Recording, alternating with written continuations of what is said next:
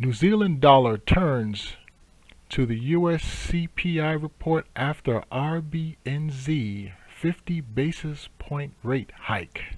This brought the official cash rate to 2.5 from 2.0 prior, marking the third increment of 50 basis point moves since earlier this year. Yet no excitement. Canada raised interest rates by 1 percentage point.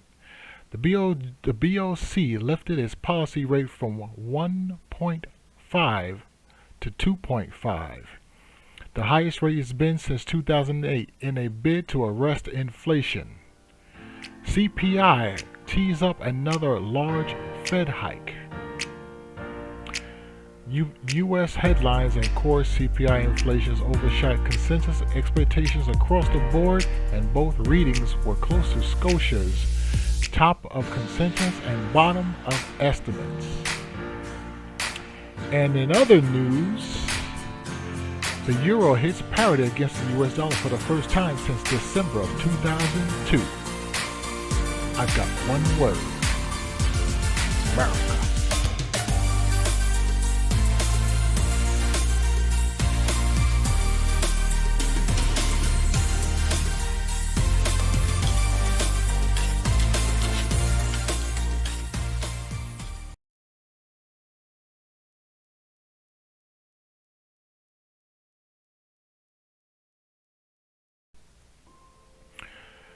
Hey ForexMilitia, Parsival here. We are doing the calendar for the week of the 17th to the 22nd, and we're going to go over last week's calendar just to look over to see what some of the prints were actually, the actual prints.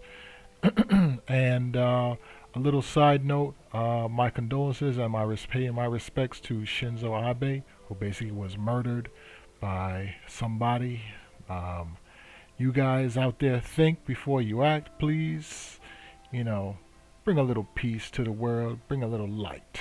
Alright, that's my PSA. Let's get on to the news.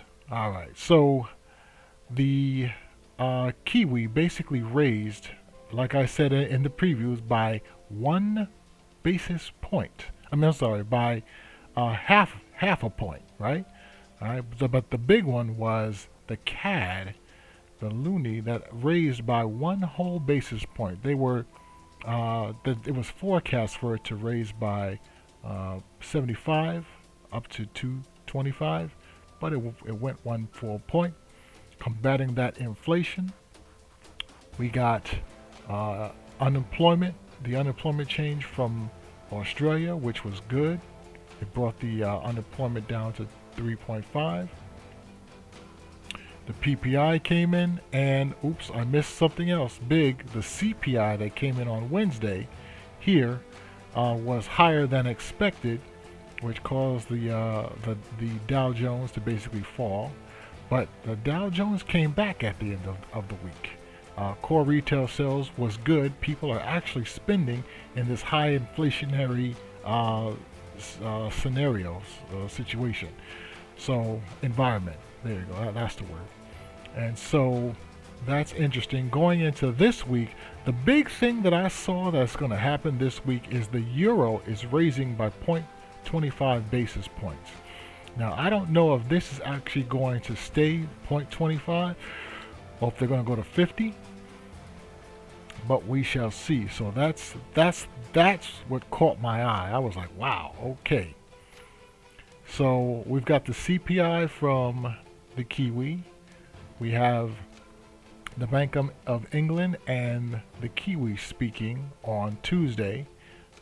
We have the monetary minutes on Monday. We have the CPI from both the pound and the Kiwi and the CAD on Wednesday. The Bank of Japan outlook, the monetary policy rate. Like I said earlier, the euro, America, basically coming into parity. Now they are basically tightening. And so, and then on Friday we have the euro, PMI from Germany coming in, and flash PMI from the US. All right, so that's basically what's going on this coming week. So let's go to the charts and see what we can see.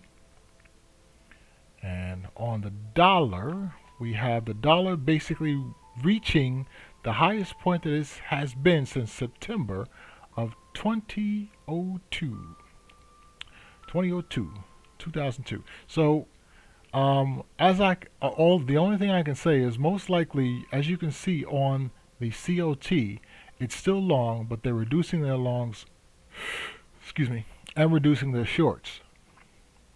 So what's going to happen here is most likely, because of what the euro is about to do, there's going to be some profit taking.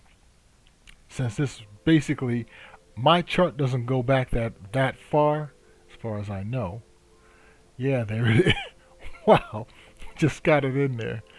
Okay, it does go back that far, 2002, and that's there you can see it. It reached somewhere around that high. That's what, 108. Yep, it went to about 109. So it went just a little bit higher. So there's going to be some profit taking coming in. And so this is probably going to fall back down to this trend line. This trend line and this support line, which is about most like, well, let's see. There's two stops, 105 and then 103. All right. On the Dow Jones is in this wedge right here. It's at the lower part of the wedge, and it bounced off of the 200. The 200.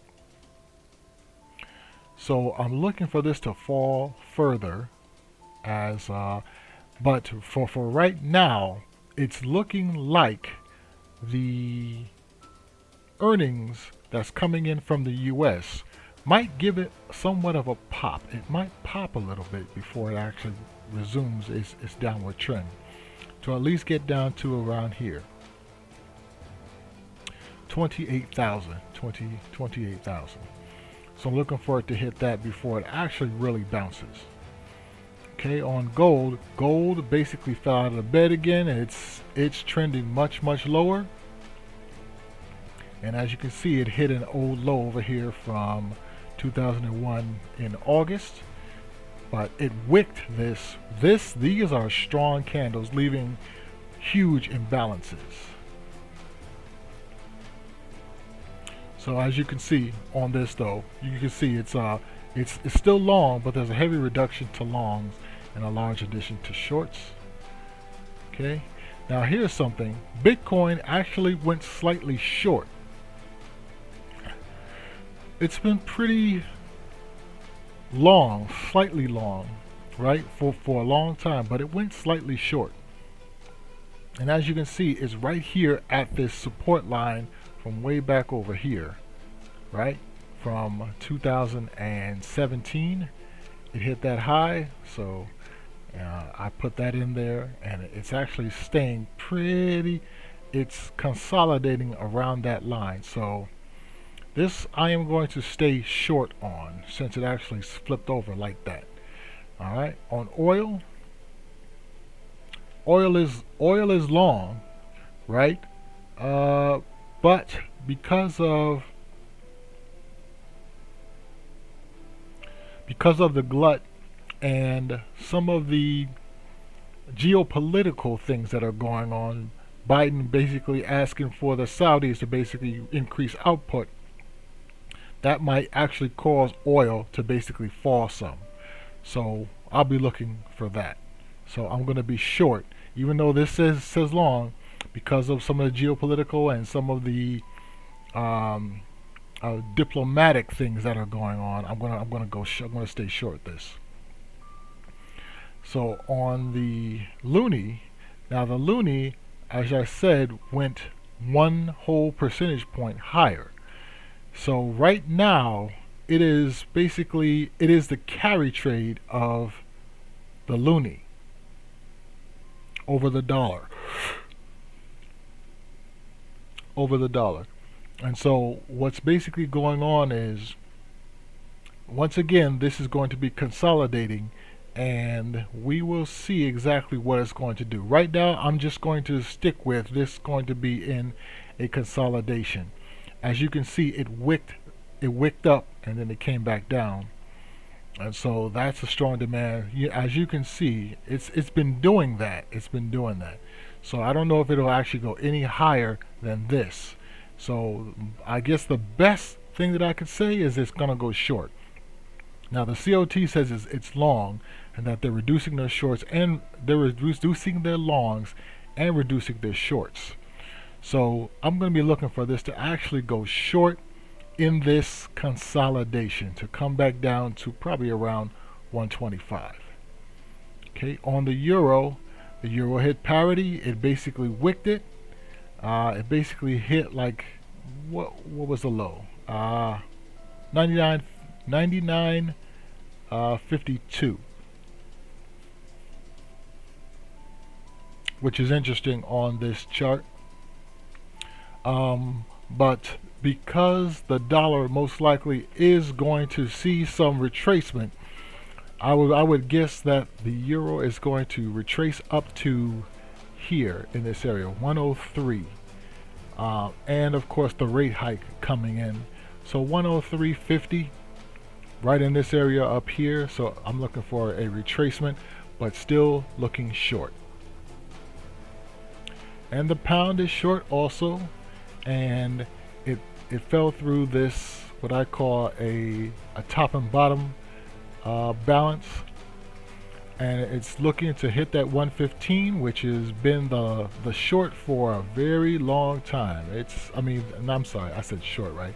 The support for a very long time, going all the way back to 2016 and further. Let me zoom out a little bit and see if I can find anything lower than that. No, that's it. 2016 and about 2020. Yep. So it's going to find that low again. And so I am short. And as you can see on the COT, it's short. They're reducing their longs and reducing their shorts. So there's some profit takings on. There's some stopping out, and then there's some profit taking on the shorts. So that will be that for my analysis for the week. And so I will say, if you like this content, please like this video, comment, and subscribe. Leave me questions, and I will leave you with knowledge is power. Be power hungry and power to the people.